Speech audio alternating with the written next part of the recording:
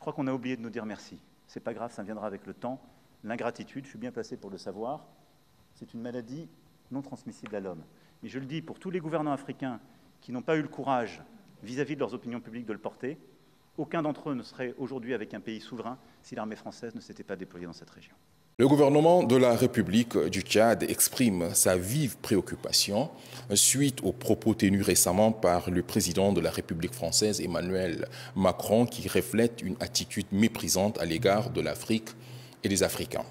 Le Tchad tient à rappeler qu'il n'a aucun problème avec la France en tant que nation, ni avec le peuple français, avec lequel il partage une histoire marquée par des relations humaines et culturelles. Cependant, les dirigeants français doivent apprendre à respecter le peuple africain et reconnaître la valeur de ses sacrifices.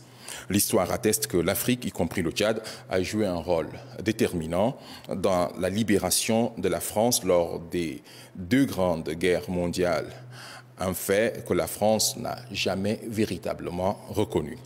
Les sacrifices immenses consentis par les soldats africains pour défendre la liberté ont été minimisés et aucun remerciement digne de son nom n'a été exprimé. En ce qui concerne le Tchad, il convient de souligner que la construction de notre armée n'est pas l'œuvre de la France. Notre armée, forte et résiliente, est le fruit de la bravoure du peuple tchadien et des sacrifices consentis avec des moyens modestes. La France n'a jamais doté l'armée tchadienne de manière significative ni contribué à son développement structurel. En 60 ans de présence marquée par des guerres civiles, des rébellions et une instabilité politique prolongée, la contribution française a souvent été limitée à des intérêts stratégiques propres, sans véritable impact durable pour le développement du peuple tchadien. Au lieu de s'en prendre à l'Afrique, le président Macron devrait concentrer ses efforts sur la résolution des problèmes qui préoccupent le peuple français. Le peuple tchadien aspire à une souveraineté pleine et entière, à une véritable indépendance et à la construction d'un État fort et autonome, acquis au prix des sacrifices inestimables. Nous invitons nos partenaires, y compris la France, à intégrer cette aspiration légitime dans leur approche des relations avec l'Afrique.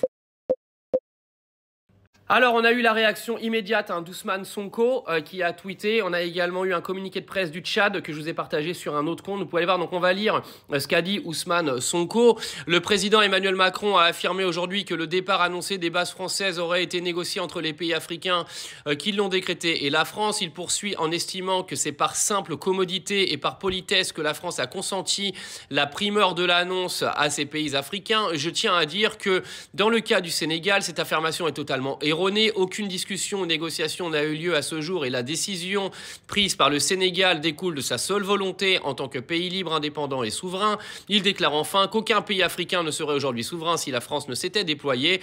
Constatons que la France n'a ni la capacité ni la légitimité pour assurer à l'Afrique sa sécurité et sa souveraineté. Bien au contraire, elle a souvent contribué à déstabiliser certains pays africains comme la Libye avec des conséquences désastreuses notées sur la stabilité et la sécurité du Sahel. C'est enfin le lieu de rappeler au président Macron que si les soldats africains, quelquefois mobilisés de force, maltraités et finalement trahis, ne s'étaient pas déployés lors de la Deuxième Guerre mondiale pour défendre la France, celle-ci serait peut-être aujourd'hui encore allemande.